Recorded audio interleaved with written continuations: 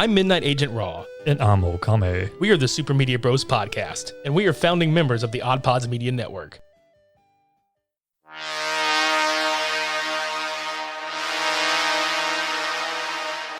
It's Gecko, not Geico. All jacked up. Vampire, walk with me. All that and more. Let's go hunt some vampires, motherfucker. One punch at a time. Pyaw!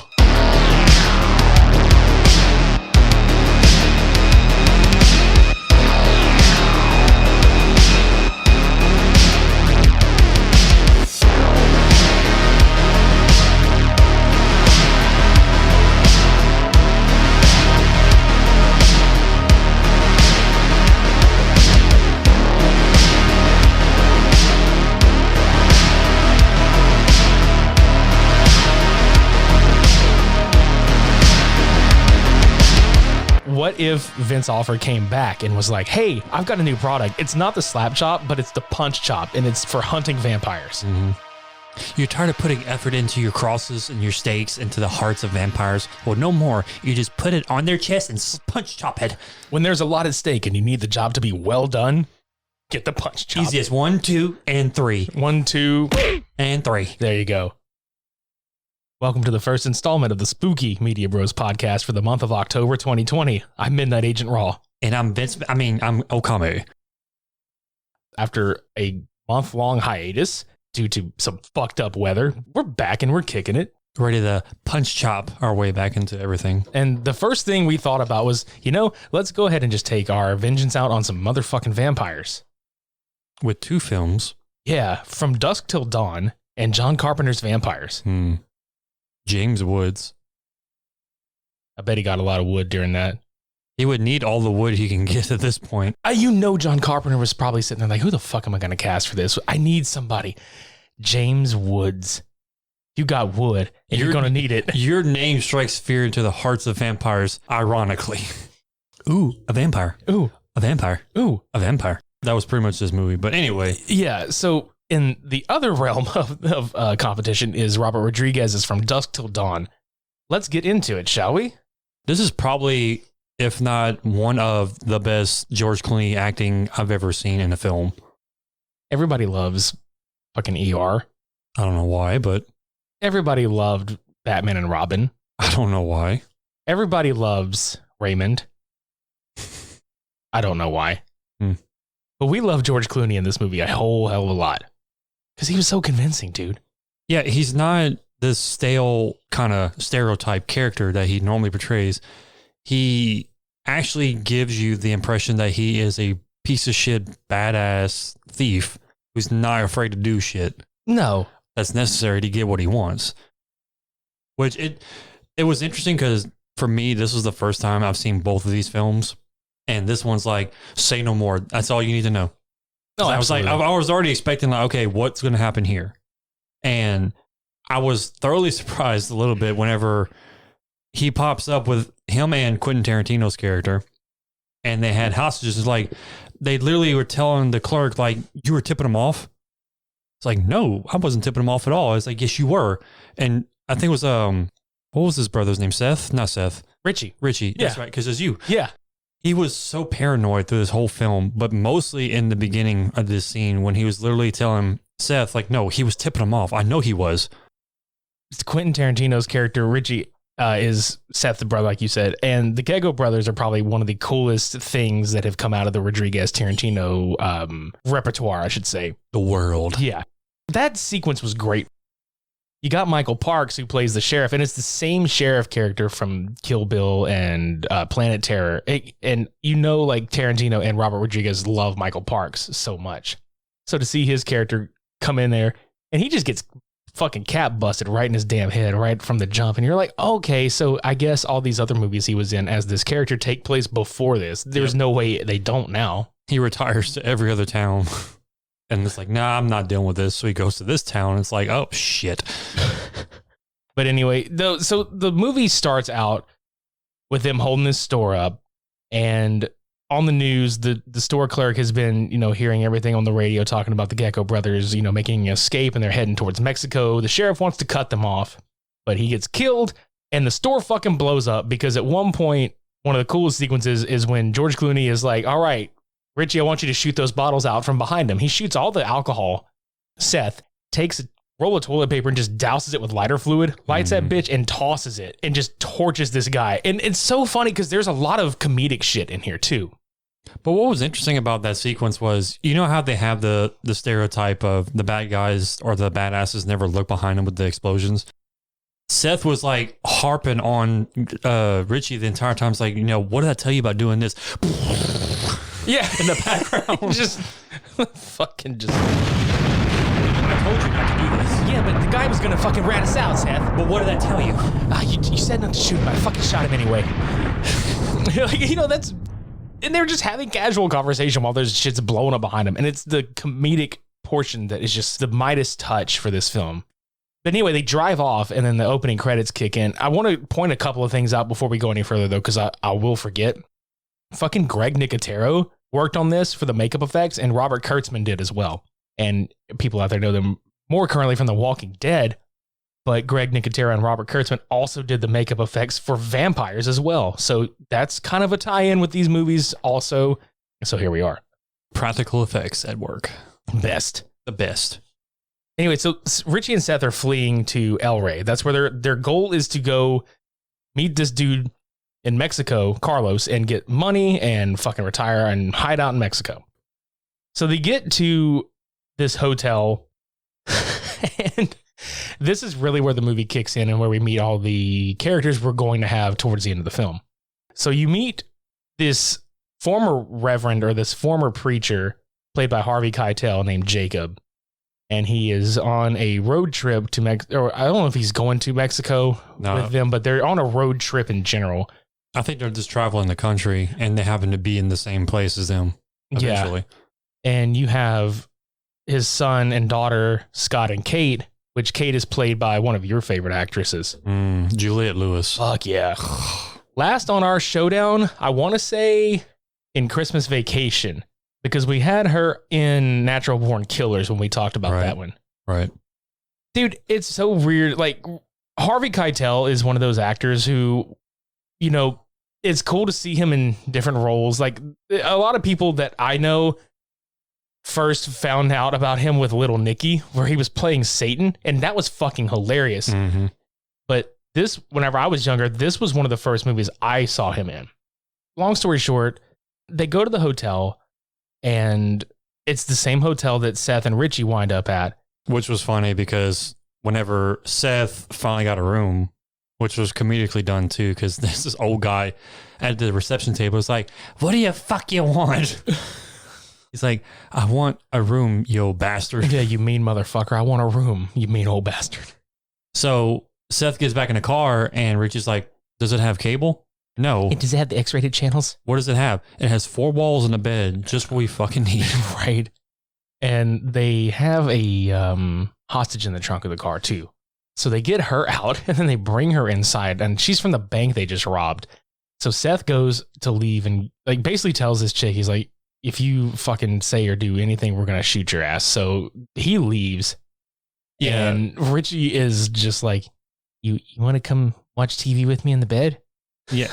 So creepy. Before we discuss that part, like, I want to praise Clooney for how he portrayed that whole scene. Like, he was so dominating in that whole entire like transaction with that teller, basically. Right. Because he would sit there and say, "Okay, these are the rules. You know, rule 1, you don't say this, you don't say that, you don't ask questions, because otherwise you scream or you say anything, you'll meet Mr. Caliber or Mr. whatever. Mr. 44. Mr. 44, yeah." And he only expected yes or no responses to every question he said, but he was so just intimidating the entire time. Like, it was just amazing that was inside of him the entire time, and he's not doing it very much. But yeah, I want to praise that part of the movie for that reason. But then, yeah, like you said, we get Richie's like, "Hey, you want to watch TV with me?" It's Tarantino just talking in his natural voice, and he still sounds like fucking Kyle from South Park. He puts her in the bed with, or she goes and sits in the bed with him. Seth comes back with Big Kahuna Burgers because, you know, Big Kahuna's got to be in fucking everything. And he goes in there and they're starting to eat and they started talking. I love it because Seth just stops. He's like, "Wait a minute, Richie, where's the girl?" And he just casually just, In the other room. Just real calmly, just in the other room. But the way that sequence is shot really is really cool. Yeah, because it's just a slow pan when Seth kicks the door open, and you just see the look on his face like, God damn it. And there's real quick flashes where you can't really tell what happened, but you can. There's blood. Yeah, and all you hear Richie goes, I'll explain it. Let me explain it. And he's like, okay, I'll give you a chance to explain it. Yeah. When you left, she was a different fucking person, Seth. When you left, she was gonna, she was gonna fucking run, and I had to do what I had to do. And, he's sitting there and he's like, no, I'm a professional fucking thief, Richie. We don't kill people, and, blah, blah, blah. And he's slamming him against the wall. He's like, tell me, do you, he's like, say it. Yes, Seth, I fucking understand. Like, just berating the shit out of him.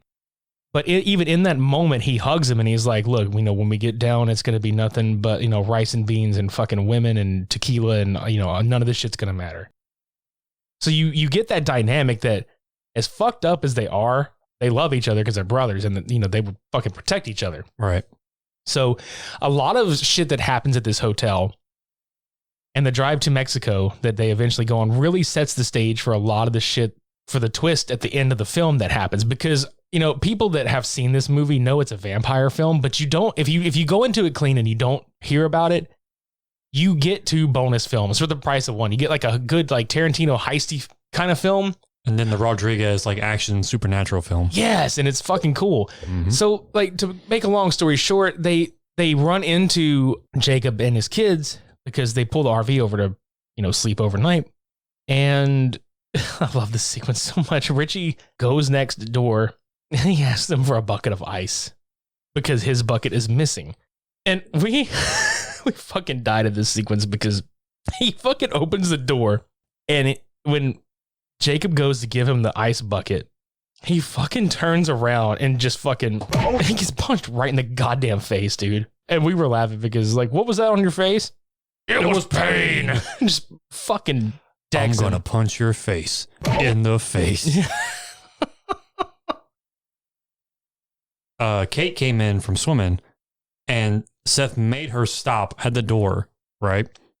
And Richie was basically holding her and Richie kept staring at her because, he's basically going to have that stereotype of just like the pervert. And he stares up down on her and Kate literally turns to him, literally face to face and goes, if you want to eat my pussy, just let me know. Yeah. She's like, will you please eat my pussy for me? Yeah. And he's just like, yeah okay. Yeah, okay. They don't go too much into it in this movie, but in the television series that was based on it, they kind of delve a little more into Richie's like psyche because he's got multiple personality. Like he sees shit, but it all winds up being connected to the vampires and shit, But anyway, that happens, and we were just like, God damn it. But yeah, like even during the sequence that you mentioned before that, they were driving and Richie just staring at Kate. It's like, hey, you still want to do what you said? She's like, what did I say? At the hotel. What did I say? And that was like the little bit going on between the two of them. And Seth goes, Richie, we're looking at them. We're not talking to them. And he just looks over. We'll talk later. Yeah. It's so funny, dude. They exchange Seth and Jacob about, who they are, which eventually Seth's just like, you know what? We're not here to get to know each other and be all mushy, basically. We're here to do a job. And then once we're across the border, y'all are free to go, basically. They get to the border and it's basically going to be Seth, Richie, and Kate in the bathroom while Jacob and Scott are in the front seat. Well, Scott's trying to convince him, like, this is the time that you out them because you don't have those chances very often. He's like, I'm not going to out them. He was very Walter White in that sequence. Mm-hmm. He's like, no, they're running the show. He's like, no, I'm running the show. Yeah. I am the one who knocks. But he didn't have the fedora. Yeah, like a little straw hat thing. Yeah. He looked like John Hammond, dude. He fucking rolls through there. They're Welcome to Mexico. No, dude, like fuck the many appearances of Cheech Marin in this fucking movie. He just walks up and he's just like, what have you got on board? And he's like, well, it's just me and my son. And we've got a T-Rex. Yeah. Just like, I was waiting on that shit. I was just like, welcome to Mexico. Welcome. But it doesn't go smoothly because you hear a and Cheech is just like, what was that? Oh, that's my daughter in the bathroom. You didn't mention the daughter. And so, yeah, it was me, my son, and my daughter. He's like, we're coming on board. Like, fuck. Oh, shit. They go in and he walks over to the bathroom, knocks on the door, and he opens it, and she's just fucking sitting there, shitting there. And she's like, you shut the door, damn it. You know, and he just pervertedly, like, as he's shutting the curtain, his eyes are like following along the edge, just looking in like a fucking creep. And you see fucking Seth. No, we forgot what happened before that. Yeah, I was going to say before that, he fucking Richie is, not you. Yeah. Fucking Richie is like going berserk. He's like, this isn't going to work. And he's like, no, I want you to calm down before you go nuts on us. Yeah, he's like, well, if you don't be a fucking nut, things will work out. And then Richie's like, are you calling me a nut? No, I did it. Me like, you called me a nut. Yeah, he's like, Because you expect me, because, you know, all this other stuff. He's like, because I broke you out of jail, so that makes me a nut, right? And he's like going off on Seth, and he just like backhands it with a fucking fist, knocks his ass out before Cheech's, you know, character walks in. And I love how Kate was just like, thanks. And he's just like, But yeah, afterwards, they're finally past the border, and Seth, you know, goes, you know, lays him down and stuff, and he's like, what happened? It's like, well, you start getting real bad anxiety. You started acting up and you just passed out. I don't know what happened to you. Yeah, your head hit the toilet. It scared the shit out of me. Are you doing all right? And he's like, yeah, just a little fucked up. Yep. So, like, just a little fucked up. And he's like, where are my glasses? He's like, oh, they're right here. They broke when you fell. He's like, God damn it. That was my only good pair of fucking glasses, Seth. and he was like just going off about the glasses. Like, do you honestly think we can find another pair of glasses anywhere in Mexico? It's like, there's a one of a kind pair. They don't have this prescription. It was so funny, dude. I love their banter. It's so fun. Yeah, and that's the charm of these characters too. Is like they're bad guys, but you can't help but like them because like they have normal conversation. Like, you know what I mean? It's like if me and you went into the thieving business. God damn it. You break my glasses. Like, these are one of a kind pair, okay? These are one of a kind pair. You really think we're going to find another fucking pair in Mexico? Yeah. But eventually, they make it to the rendezvous point, which is called fucking, was it Twisted Titties? No, it was this Titty Twister. Twisted Twister, yeah. Either way, it's perverted. And it's literally like Cirque du Soleil from hell of bars in Mexico. I mean, it's bikers, it's truck drivers, it's Mexicans. That's the funniest fucking description of that bar I have ever heard in my life from anybody that's talked about this movie. It's like the Cirque du Soleil of hell in Mexico. Like, fuck, man. Yeah. They pull up and you see another Cheech Marin role as this announcer. My God. I told you before you saw this, I was like, prepare. This is going to be one of your favorite Cheech Marin things you've ever seen in your fucking life. Okay, guys, I'm going to give you like an exposition. Do y'all know, which some of you might, there was a parody video of like those 1-800 like call now commercials. It was for the Party Gangster Hotline. Yeah, so it was basically like the Party Gangster Hotline whenever he walked up, because Cheech Marin is just out in the front with this microphone just advertising this fucking bar. Yeah, because the Gangster Party Hotline, it was him talking about multiple types of that, like constantly through the 3 minutes it was playing. This is the same thing with Cheech, except it was pussy. Yeah, it's like the most, like, I can't even recreate it. Don't even want to recreate it because we would love for you to just experience this. Pussy, come on in, pussy lovers. Here at the Titty Twister, we're slashing pussy in half. Give us an upper on our best selection of pussy. This is a pussy blowout. All right, we got white pussy, black pussy, Spanish pussy, yellow pussy. We got hot pussy, cold pussy. We got wet pussy. We got smelly pussy, we got hairy pussy, bloody pussy, we got snapping pussy, we got silk pussy, velvet pussy, nalga hide pussy, even got horse pussy, dog pussy, chicken pussy. Come on, you want pussy? Come on in, pussy lovers. If we don't got it, you don't want it. Come on in, pussy lovers. So fucking dumb, dude. I really hope none of you have kids listen to this podcast right now. I don't think anybody their kids listen to this podcast. I'd question them. Pussy. I'd question the fuck out of them if they did. But that was probably one of the best parts of the whole fucking film. Just, God damn it. Just listen to Cheech just go off about pussy. And then he comes back and he's like, yeah, try our new buy one, get one for a penny pussy. It's like, if you can find pussy cheaper than a penny, fuck it. So stupid. they walk up and is like trying to stop them at the gate. Well, Seth like punches the shit out of them.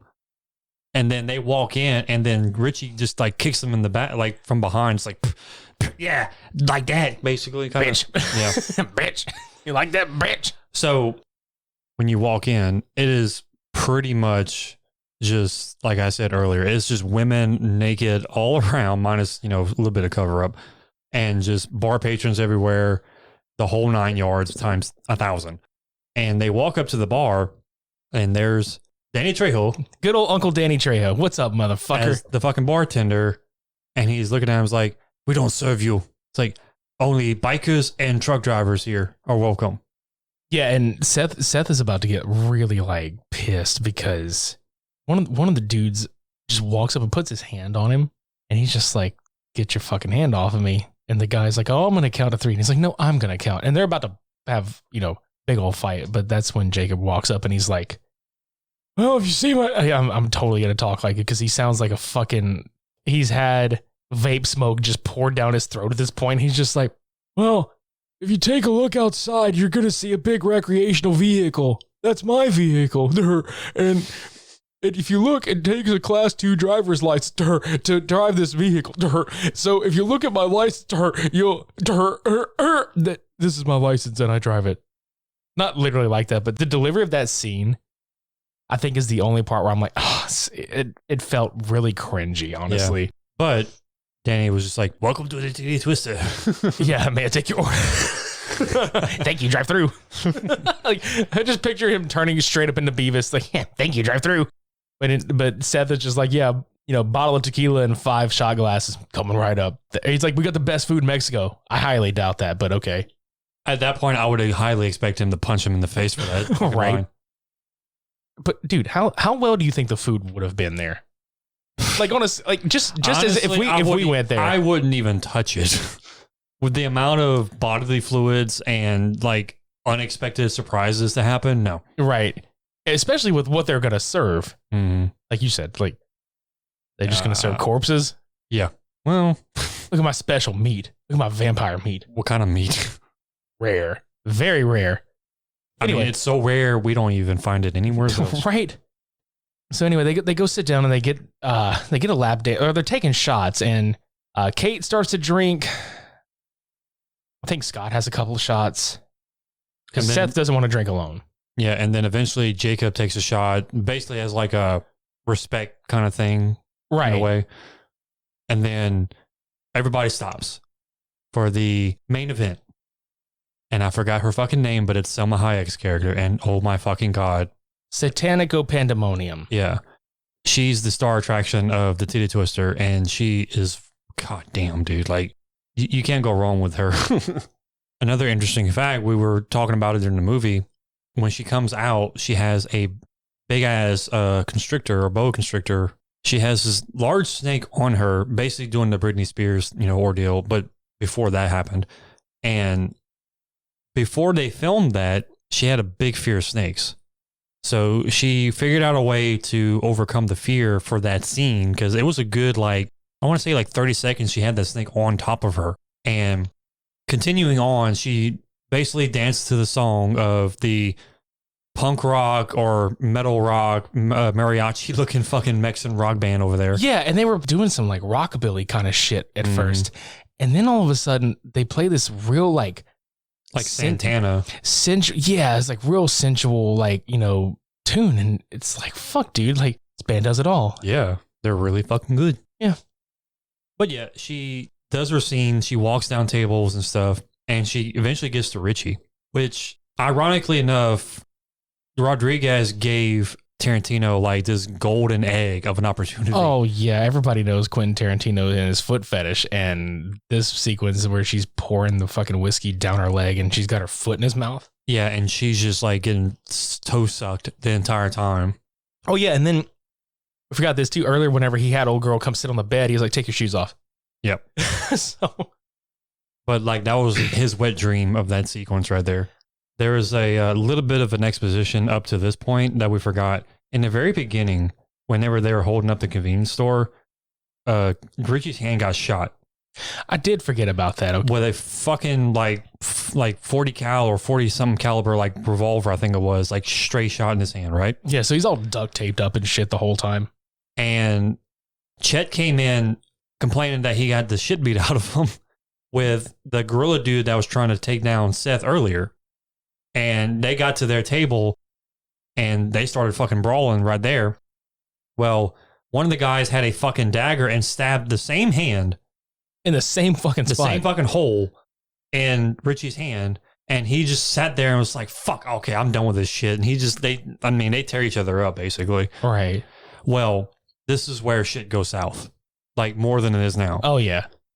Selma Hayek's character literally starts to like get into his daze because Richie's hand is bleeding onto the ground, and she goes full on like snake vampire on his ass. Yeah, her whole fucking head changes, and it was really funny, too, because she's just like hissing and everything. Like, what the fuck? And then I look up. Like, the first time I watched this movie, I look up and I'm just like, holy fucking shit. And I was thoroughly confused. Like, are they vampires or are they serpents? Like, I don't know. But then everybody turned into these like bat-like vampire-looking faces. Like, okay, well, they're vampires now. Right.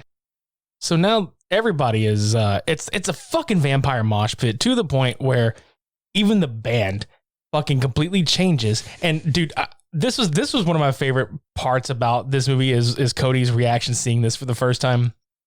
There's a shot where they cut to the band playing, and the guitarist lead singer has a whole ass corpse with the head on the ass end of the body of the guitar and a whole leg with strings on it. And he's like jamming on this fucking corpse naked dude, like as a guitar. You know, honestly, it reminds me of those inflatable guitars you get at like a carnival because it was like so thick and just like wobbly. It was so 1990s, dude. It was funny as fuck. It was hilarious. Because they start playing like this kind of, and then you look back and he's like, yeah. Stupid and funny at the same time. But then we get other two characters introduced at one point, which I forgot one of the names. The other one's Sex Machine, which he had a little bit of a interesting exposition in the beginning. He had this girl coming up to him, I think it was, and he had this codpiece that had a fucking revolver with two like barrels or two, not barrels, but you know, the revolving part, I guess you can call it. I'm not good with gun parts. And he just like click. Played by Tom Savini of all people, which I think is awesome because Tom Savini is very well known for his makeup and shit like that, his makeup effects in horror films. Mm-hmm. I mean, he worked on the original like Night of the Living Dead and shit like that. And then it was cool because Greg Nicotero and Robert Kurtzman, I want to say both of them were actually under his tutelage. So they got to do that shit on this movie. And Tom Savini is acting in this movie, and it's really neat.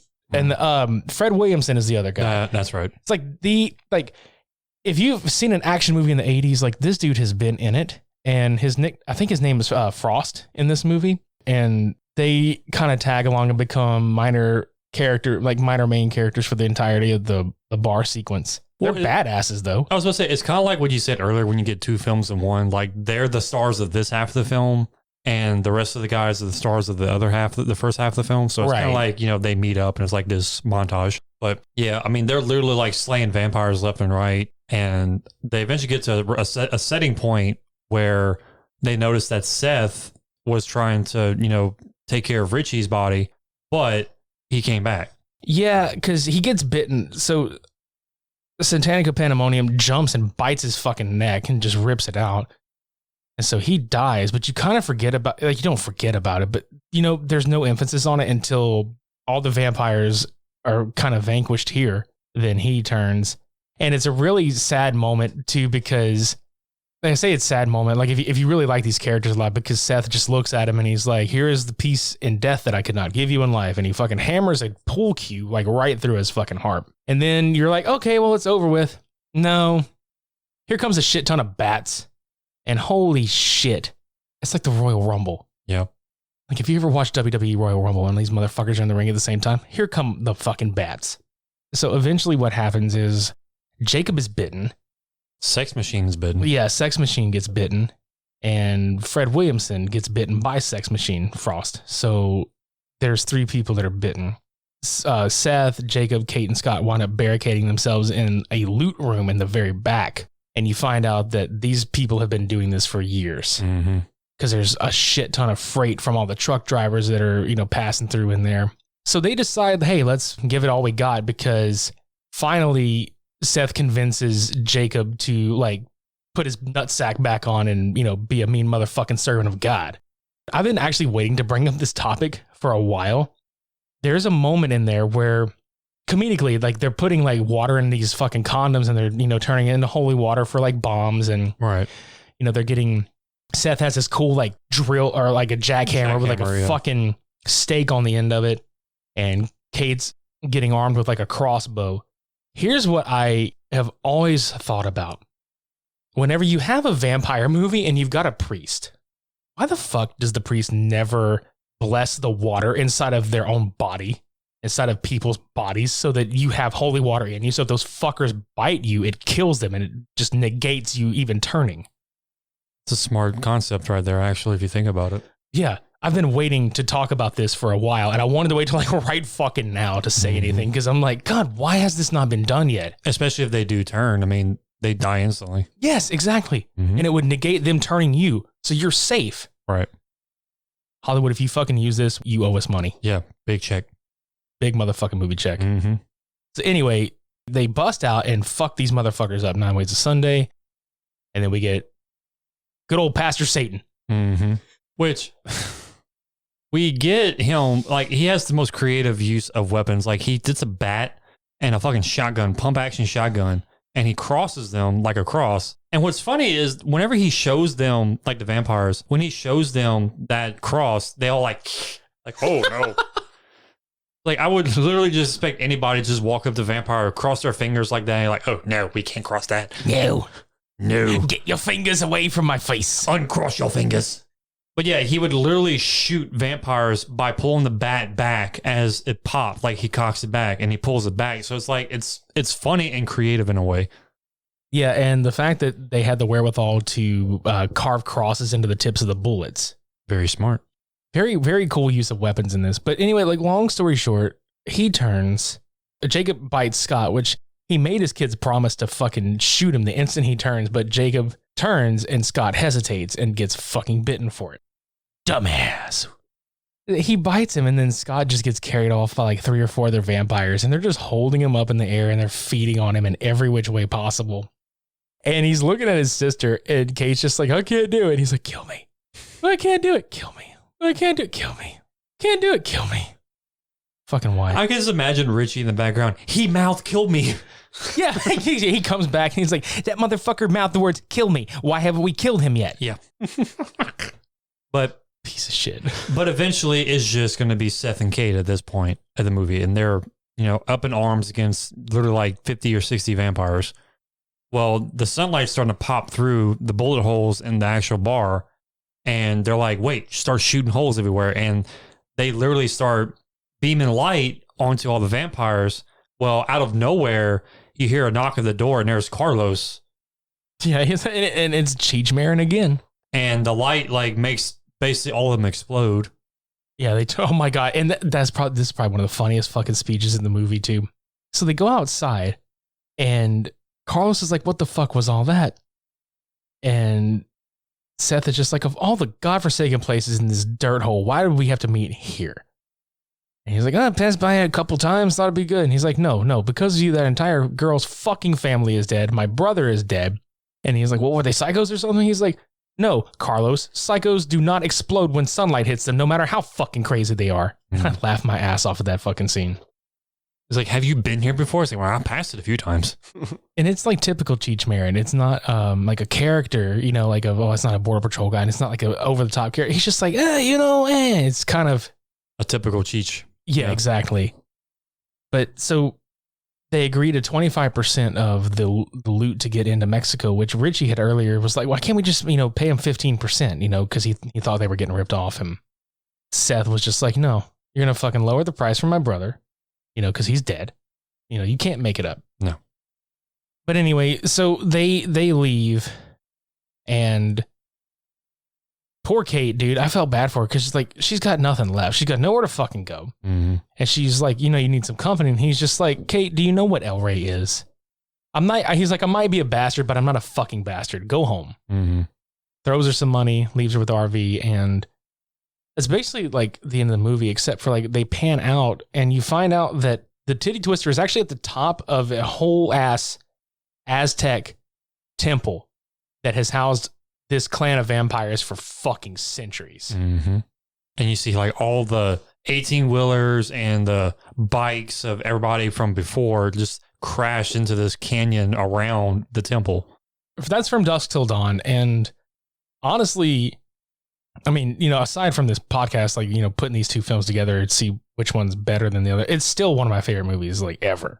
And it, again, the whole idea of getting one half being like a Tarantino-ish film and the other half being a Rodriguez, you know, horror film. It was like Grindhouse before Grindhouse happened, except they just did it in one film. Pretty much. We're going to take a break and we're going to come back and we're going to talk about vampires again, but the movie. No, we didn't talk about vampires before. No, we didn't talk about them enough. We're just going to talk about a movie called Vampires. Fuck it. Hello, everyone. I'm Dylan. I'm Corey. I'm Kendall. Together, we host From the Middle, a comedy and culture podcast about being middle-class guys living in the middle of America, in the middle chapters of our lives, with points of view that fall somewhere in the middle. That's right, Corey. We chat about all things, mostly husband and dad life, geek culture, and entertainment from a relatively centrist and regular point of view. We all hear enough about the extreme ends of the spectrum, so we thought we'd create a conversational and relaxed podcast from a moderate perspective. Flyover state? Psh, more like state fairs, livestock. Guys, what's something that's cool and impactful that is the antithesis of boring? Yeah, I don't know, man. Listen to our podcast. We'd love for you to join the conversation. You'll forget you're not actually hanging out with us. That's From the Middle, available wherever you find podcasts and at From the Mid Pod everywhere. And we're back. Now we're talking about vampires. John Carpenter's Vampires. Okay. Again. So we love John Carpenter. Like, we can agree to that, right? We love John Carpenter. 100% agreement. When I first saw this movie forever ago, I didn't know it was a John Carpenter movie. And now that I know, not now, but, you know, at the time when I found out, oh, now that I know it's a John Carpenter film, it makes all the fucking sense in the world. So let's get into this one. This one deals with, like, right from the jump, you don't question that it's a vampire film, obviously from the movie title or the plot. Yeah. There's a man named Jack Crow who is leading a team of vampire hunters that are funded by the Catholic Church. Who Jack Crow is starred by none other than James Woods. James Woods IRL is kind of a piece of shit, but this was like one of the only fucking movies of his that I'll even watch anymore. And yeah, so he is just this leather jacket wearing, shit talking vampire hunter leader. And holy God hell, this movie kind of ignores a lot of the tropes of the vampires where garlic doesn't work, holy water doesn't work, blah, blah, blah. It's basically, you know, decapitation, stake in the heart, or sunlight. Yeah, and they're hunting a specific person. They're hunting a vampire, like a master vampire. Because the house that they rolled up on is a den from that master that that master created, basically. And I was watching this film, and you mentioned that Shang Tsung is in this movie as one of the people in the clan, or not the clan, but the group. And I was like, yeah, he's going to go walk in there. It's like, your souls are mine. And he gets bitten. My soul is yours. And I was like, your souls are yours. Yeah, your souls are yours. Yeah. Take it back, please. But yeah, they infiltrate this house. I mean, it's just a very old, abandoned, like, farmhouse. And they end up picking, you know, vampire after vampire, which the way that they do it is really kind of funny. They harpoon them with a fucking crossbow bolt, and it's attached to a Jeep winch. And they relay to, which is Montoya. Yeah, we forgot to mention like some of the cast. Daniel Baldwin. Of all the Baldwins. Daniel. Yeah. But they signal for him to reel in the winch and just pulls the vampire out the house, and they just catch fucking fire. Which I want to say the way they catch fire is pretty fucking hilarious because it looks like they have rocket packs attached to their fucking shoulders and arms. And it's like, like a fucking firework, and they explode. And Rocket vamp. Yeah, rocket vamp was going to bite you, but now I'm not. Fuckers. But dude, James has like such, like, okay, so you find out later on that his parents were bitten by vampires and he had to kill his fucking parents or whatever. So the whole time he's even murking one of these bastards. He's just like, die, fucking die, you sick fuck, die, die, die, die. Like that's pretty much the brunt of his dialogue is die, die, die, and shoving His wood. Yeah, you can't see me, but I'm staking into a chest with my hand. It's my chest. I'm James Wooding. But yeah, they successfully clear out the den, but they couldn't find the master. So they end up going to a local motel. The Sun God Motel, the Hotel Motel Holiday Inn. They end up partying they got like 9 heads that they killed basically. And they had like hookers everywhere. They even had the local sheriff sitting there like bullshitting with them. And James' character, Jack, meets this girl who's played by Cheryl Lee. And they're going off into her room and everything like that. Well, she gets into his room. And here is this fucking crow Brandon Lee looking vampire Valak. Yeah, who is the master vampire that they're really trying to look for? Because James is disappointed the whole time. James, I'm gonna call him James. James was disappointed the whole fucking time. Jack. Yeah. Because he couldn't find him. Yeah. And he ends up like sexually biting the crap out of her. It's Villa Valak. Yeah, pretty much. It's him. Well, that happens and Valak just goes fucking ape shit in the fucking motel. Dude. He literally, his only weapon of choice is his fucking hand. He just like holds like a karate chop stance and he just like slices fucking everybody up. Oh, yeah, dude, because, okay, the guy that he does that to is Mark Boone Jr. Mm-hmm. And it's the same dude from I always recognize him from this fucking role. From Batman Begins, he's one of the corrupt cops that robs the falafel guy and doesn't pay for his food. Yeah. Oh, you don't like falafel? No, bitch. He got sliced the fuck open, and Villa Valak is going to get that falafel back. He's probably like singing, "Oh, the wings of a butterfly."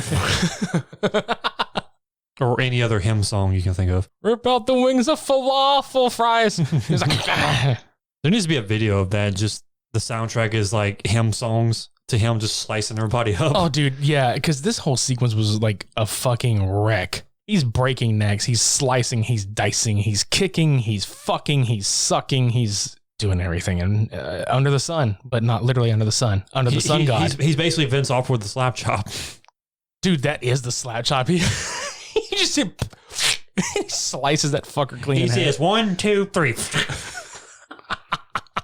Give me a sham wow to get the blood up. A vamp wow. Yeah. It was literally nobody left in that whole hotel besides Cheryl Lee's character, which I'm still not going to forget the name, Jack and Montoya. They're the only ones left. Katrina, that's her name. Katrina. Yeah. There we go. And she is actually the actress that played Laura Palmer in Twin Peaks. That's where I knew her from. So we found out where the fuck Laura Palmer went. She didn't die in Twin Peaks. She just like relocated, changed her fucking name, and joined a vampire clan. But yeah, they take off down the road trying to escape Villa Valak. I'll never not call him that now. And there's a part where he's like flying through the air, like just majestically, I guess you can call it. And he gets a shit shot out of him and he's on the ground. Well, he loses track of him. And they eventually made the pact to like, okay, rule whatever. We have to bury whoever dies in the pack, basically. And Montoya's like, why would you go back there?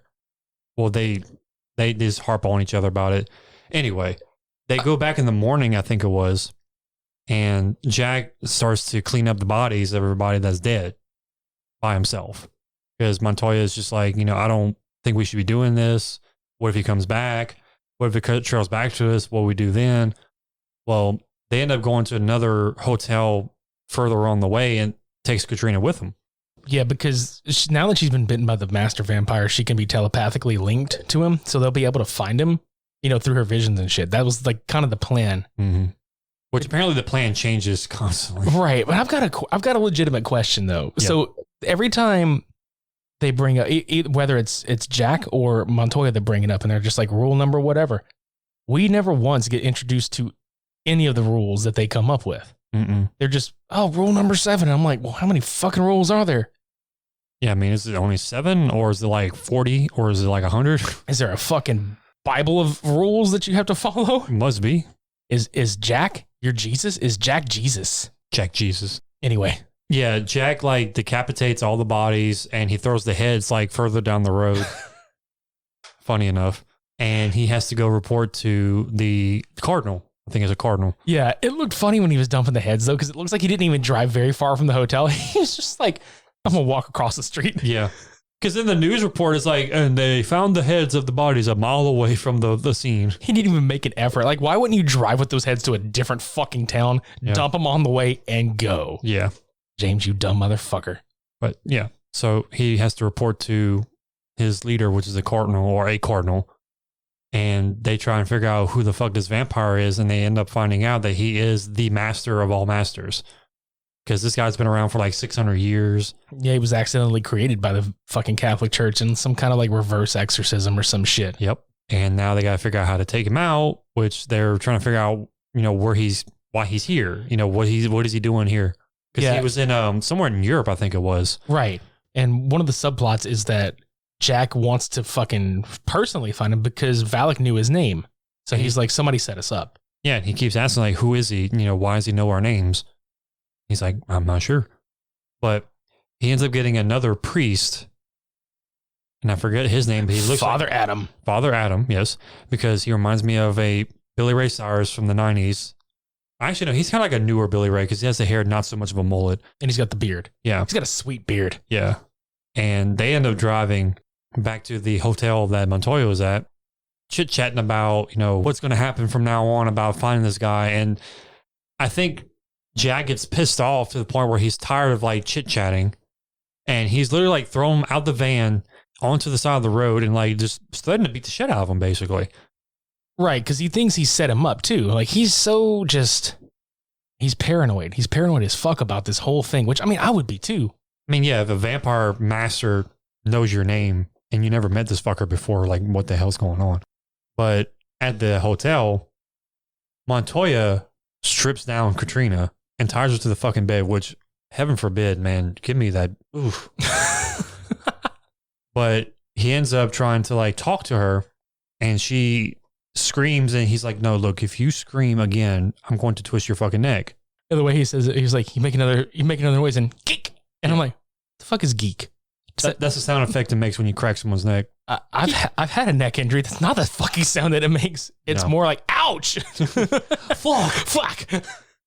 So he thoroughly explains to her, like, do you know what happened? It's like, she's like, no, I don't remember. It's like, okay, well, first of all, you're a vampire. Or first off, fuck you, you're a vampire. Yeah, because you got bit and you're connected to that master. So now we're going to use you as bait, basically. So she got bit by the master vampire and she's the bait. So would that make her the master bait? Yep. Yeah, you're welcome. Master baiter. I mean, considering what we saw earlier in that scene, yeah. Master of baiters. Yes. Pulling the wangs. Pulling your wangs. God damn it. Anyway, yeah, like he gives her the lowdown on that, and you get the fucking impression that he's load down. Yeah. The load. He gives her a load now. Yeah. And you kind of get the impression that he's sweet on her, even though she's being bit. He's actually like treating her decently. He's just taking all the precautions because at one point he's like, she's like, oh, can I get dressed? And he's just like, yeah. She's like, well, can I get a towel or something? He's like, well, I've already seen you naked. Just fucking with her. And she's like, God damn it. He's like, no, hang on. I'll get you a towel. One towel coming right up. He's being, funny about it. Right. And then when she fucking tries to change, it was hilarious when she puts her clothes on. She shuts the door. He's like, door open. And she's like, no. He's like, a little bit. Like the way he says it is just like, a little bit. But he doesn't watch her or anything like that. He just wanted to make sure she don't try to escape, which she fucking tries. Yeah, she's on the outside of the window and ends up pulling her back in, breaking through the window, and gets fucking bit in the arm. Yeah, he slices his arm on the glass, and she sees it, and she like fucking bites him, but she doesn't have fangs or anything yet. She just like, nom, nom, nom, nom, nom, nom, tries to fucking eat it. But she's transitioning, so therefore, yeah. But yeah, he thoroughly wraps himself up and tries to play cool, and Jack and Adam come back. Father, when I was kicking your ass back there, did you get a little wood? It's like, what? Did you get a little mahogany, a little wood? Mm-hmm. That's like the joke that Jack has with him pretty much the whole entire fucking movie. Yeah, and he's just like, I'm just fucking with you, Padre. Like, he's trying to bust his balls and break the ice because he kicked the shit out of him. And now he's like, well, this guy is actually trustworthy. I need to be nice to him. Mm-hmm. And it is pretty funny, but he does find out through Adam that Adam knows about Jack and how his parents were bitten by the vampires and that he got raised by the Catholic Church to be their master vampire hunter. He tells Adam that he found out that the vampires, specifically Valak, are looking for a black cross that's going to allow them to walk in the sun. So there's more exposition. I forgot about this. We forgot about old boy having to cauterize the fucking wound on his arm. Oh my God, I did forget about that. So we were laughing because if anybody out there knows this video, like we're going to play a clip from it, but if anybody fucking knows a lot of the vines that went around when Vine was a thing, like he's sitting there, he's looking at his arm in the bathroom and he breaks his lighter out and he lights it and we're just both kind of cringing. But then when he does it, we crack the fuck up because he's like, like he's like screaming and it sounds like the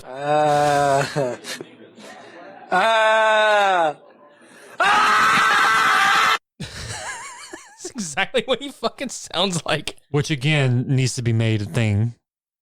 Just put Daniel Baldwin at the end of that, just going, like just have it as a fucking outtake or some shit, like a remastered outtake. We'll put that in. Well, I mean, you know how they always make fun of the How to Chew 5 Gum or like this is what it's like. They always put like some random clip at the end of it. It's just some like fail or something. This is how it feels to chew 5 gum. They need to do that with that meme or that Vine. And just put like a random scream at the end of anything. Like that has to be a thing. That's it. No, I'm just thinking of the oh my God. Oh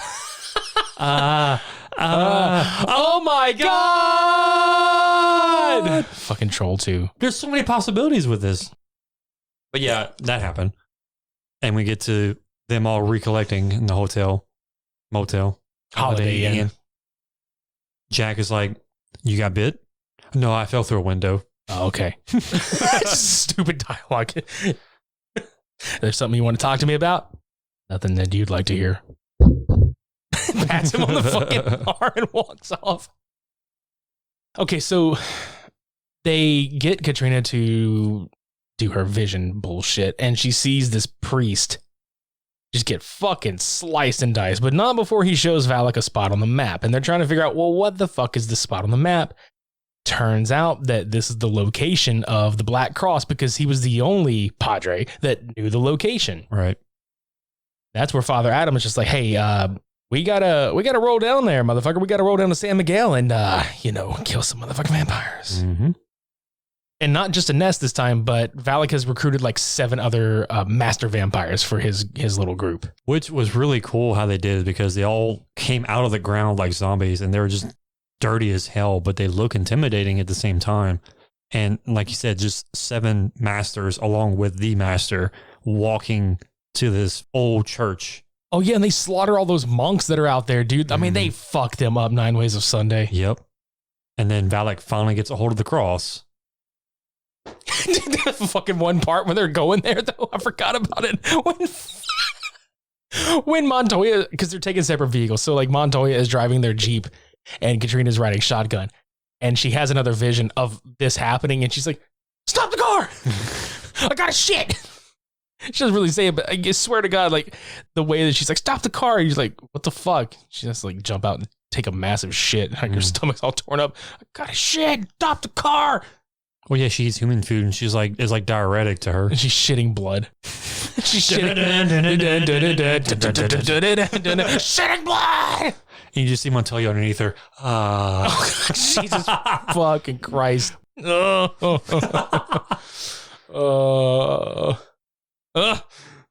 funny though. Yeah. Cringy, but funny. After that, they figure out that Valak is trying to complete his exorcism to live in the daylight, because the exorcism was never finished. Right. So they go down to Santiago for a final showdown, and basically they get 4 of the vampires. Like they pull 4 vampires out, but sunlight disappears. Mm-hmm. And they're just kind of like, fuck it, we'll come back tomorrow. Or they're just like done. They're just going to fucking leave. It's like my shift's over. Yeah, that's one thing I was just like, man, they're just going to go. Because, now it's nighttime. They can come outside. And they're just walking away. And dude, you made me fucking laugh. Because not only did the rest of the vampires come outside, but Valak like flies towards James Woods, towards Jack and all them. And the camera, okay, so the DVD of this we watched is shot in a 4:1 ratio. It fucking switches, like Cody pointed this out, and I fucking die laughing because we wound and watched it again. It's like the vision of Valak, like when he's flying towards him, it swaps to like 16:9, and it's all squished and shitty looking. And we were like, hold the fuck up. If this is what it means to be a vampire, I don't want to get bit. Yeah, like it's not like, 16:9 vision where you can see things clearly. Like the images are squished and I would look supremely fatter, and I don't want that. It's like letterbox. No, extreme letterbox. But yeah, like they confront them outside and they have this big old brawl and a bunch of shit going down. They tie Jack to this fucking cross to complete the ritual, right? Right. And it turns out that the Cardinal has betrayed them, because the Cardinal's like, I don't believe in God. I want to be forever. He's going to turn me into forever. If I do what he says. Like, and Father Adam is hidden in a building somewhere, and he's just like, fuck, starts questioning his shit. And he's just like, nope. Shotguns him in the back from way the fuck up on a building.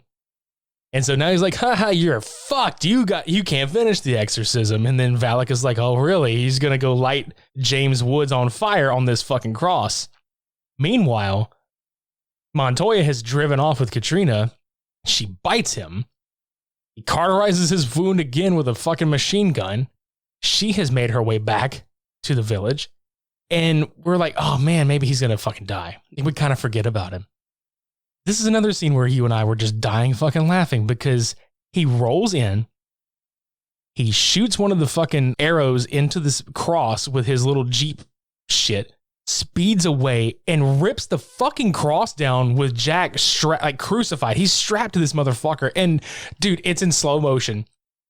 And we put it in slow motion too. Bruh, that shit should have broken his fucking neck getting dragged down on that motherfucker. Especially with whatever dummy they used on that scene, like their neck just like completely whiplash. So stupid, dude. It just so floppy. And the first thing I thought of was, if y'all remember that board game back in the 90s, Crossfire. Yes. You get caught up in that crossfire. Yeah. You're fucking just gone. Mm-hmm. But when he hits the ground, for the split second before they cut back to the shot of like James Woods being safely dragged or whatever, they fucking cut to it and it's all like wrenched up and folded over. It looks so bad. I can't believe they left that shot in the movie, but it was so dumb. Oh, fuck. But anyway, like they cut him out. And I think this is around the time the sunlight starts coming up, right? Mm-hmm. Okay, so the resolution of the movie is that there's no resolution. Like, Valak dies because James Woods traps him in this building and kicks a fucking beam, and he fucking explodes. But the rest of his master clan is just around. So now it's just him and Father Adam, and he gives Montoya like 2 days to like get away, because he finds out that he was bitten like 2 days prior, and Montoya's like, yeah, but I still covered your ass. So they look at each other like, how many days should we give him? He's like, 2 days. You got 2 days. Like, Father Adam just becomes a badass all of a sudden. Like, he was like this little wimpy like nerd fuck, and then now he's just like a vampire hunting bad motherfucker. He's a mean motherfucking servant of God. Mm-hmm. And then James is like, all right, so let's go in. They start going in. And he's like, well, there's just 2 of us now. And, Father Adam's like, not just 2. And he hands him a cross. He's like, he's always been there with us. He's like, all right. And then Father Adam, bringing it right back around. He's like, when you were stabbing that vampire in there, did you get a little wood? Yeah. Mahogany. No, teak. Like they start naming off different types Big of old wood. chubby. Yeah, and he's like, language padre. And that's pretty much the end. But I mean, it's a fun fucking movie. Oh, yeah. Both of these movies are fun. I do want to pick a winner out of the two of them, though. I don't want to have a draw between them, even though they're both pretty good. I mean, honestly, to me, I think Dusk Till Dawn Same. wins. There's more going on that kind of keeps you on your toes. And you basically, like we talked about many times, we get 2 films in one. Right. Yeah, I strongly agree with that one. Because as fun as Vampires is, I think it's a little more straightforward. From Dusk Till Dawn is a little more quirky. There's a lot of quotable moments in it. It's not as serious. I mean, Vampires has its comedy moments, but for the most part, it's a straightforward horror movie. Yeah, I mean, they give you the break in tension comedy versus with Dusk Till Dawn, it's like it's a lot more comedy involved than normal. Yeah, so From Dusk Till Dawn wins on this week's showdown. Before we head out, we would like you to check the show notes below. A dear buddy of ours from Grief Burrito, Harrison, has a GoFundMe set up. We can't really explain like a lot because it's a lot to explain, but if you like to go in the show notes below, click it and listen to his story. There was a lot of shady shit that happened to his father, and they're in danger of possibly losing their home. So if you guys would like to, go to the show notes below and even just, read a story. If you can't make a donation, share it around and, try to help out a little bit because he's a good dude and we really enjoyed the guys over there. And especially coming back from such bullshit ourselves, it's, Right. hard fucking relate, man. So definitely give if you can, or just, spread the word. Yeah. We fucking love you, dude. And we hope everything works out on you guys' end over there. Get a Jacob cross shotgun to that shit. Fuck it. Exactly. Yeah. Fight that shit. Yeah. But, no, man, it's good to be back. It's been quite a while for us, and we're fucking happy to be able to get back on the fucking saddle. Back on the hump. Back on the hump. Back on those Twin Peaks. Happy to get back on them Twin Peaks and be doing this shit again. But yeah, we've got a slew of shit coming up this month. Every week this month is going to be spooky themed.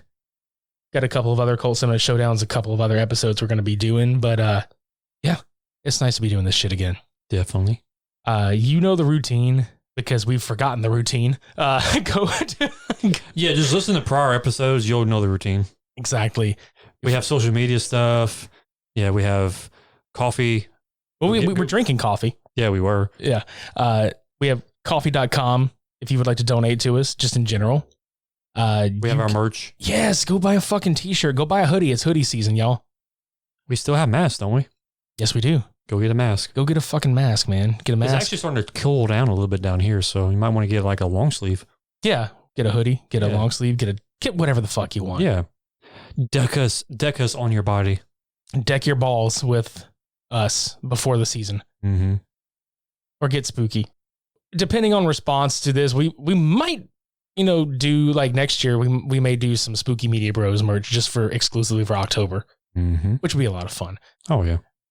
Go check us out on Podchaser. Go to iTunes. Leave us a rating and review if you'd like to. Hell, even if you're like, y'all are going for too long, 1 star. Oh, yeah. You guys fucking left us and you gave us some fucking bullshit in September. You gave us 1 goddamn episode in September. Fuck you. You made us listen to repeated episodes. God. 1 star. Oh, welcome back, you guys. We're so happy to have you. 1 star. That I'm telling you, that would be passive aggressiveness. Yeah, we're happy to see you again. 1 star. Fuck you. From Karen. I'd like to speak to y'all's manager. Bitch, we are the manager. Well, y'all suck. 1 star. Oh, fuck. Isn't that like a notebook brand or something? 1 star? No, 5 star. 5 star. I knew it was some star. It was the opposite of what we've been. We need to put merch like that on there. That's like a notebook 1 star. Super Media Bros presents Back to School 1 star. Yep. Folders. The highest quality of bullshit you'll get. Exactly. Just show everybody that you're not going to give 110%. You're going to give a 1 star percent. Yeah. You'll give 20%. Yeah. Maybe. Maybe 20. Well, I mean, if you have 5 stars, 1 star would be 20% of 5. This is true. So, yeah, give 20% effort. Yeah, give a 20% effort. For the other 80, fuck it. Give 20% effort 100% of the time.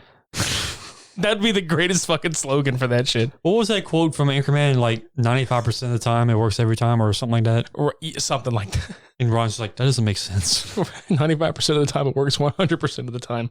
Yep. So yeah, one star Super Media Bros school folders 20% of the time. Give 20% effort 100% of the time. Exactly. This is how far our minds have gone. We've lost our fucking minds. I mean, it's been a rough month. Yeah. But we're going to be all right. I mean, we're here, so yeah, We're here. We're fine. Yeah. Next week, I think we're doing the creepypasta stuff next week, if I'm not mistaken. Yes. Yeah. Question mark. Yeah. But if not, we are anyway. That's what I'm saying. Well, we're going to do it. We're going to give 20%, 100% of next week. That was 20%. It's like, I think we're doing this, but we might not. But we are. Yeah. Come back for 1 star. Come back for 1 star next week. That's the creepypasta right there. It's called 1 star. When podcasters give 20% effort, 100% of the time. it's spooky. Everybody gives 100%, but not these guys. No. 20% is their maximum. 20%. Girl, if it's all right. 20%. Yes. All right. I think we can get the fuck out of here and go Before we eat. lose our minds even more. Yeah, we're going to lose our minds. We're going to go eat. And I think we may wind up just recording next week's episode sometime this week because, that's what we fucking do. We plan we go plan ahead. Oh, speaking of, that's actually a lot easier now because we're literally neighbors. Oh yeah. So that's some news because in the fucking tragedy of Hurricane Laura, Cody has become my fucking next door neighbor and it's fucking awesome. Yeah. We're like 1 second apart from each other. Yeah. It's literally a staircase climb. That one day you came into my apartment like fucking Kramer. Oh yeah. Like I was literally just like surrounded by everybody in my apartment. And all of a sudden he comes in and is like, is the AC working? Hold on 1 second. Yeah. I was like, what the fuck is going on? But yeah, that's the thing. So it's a lot easier to come together and record and all that fun shit. Fuck yeah. So maybe we'll do some bonus content. We never know. But let's go eat and we'll plan ahead for next week and beyond. Yeah. So this is going to be Spooky Media Bros the entire month of October. And fuck yeah. Do we put our shades on this month or do we just like die? What do we do? We rip our faces off and have the spooky skulls. Our skulls have shades on. Yeah. So I guess we'll still do shades on. Spook off. Fuck yeah. There you go. All right. Until next week, I've been Midnight Agent Raw. And I've been Okame. Shades on. Spook off.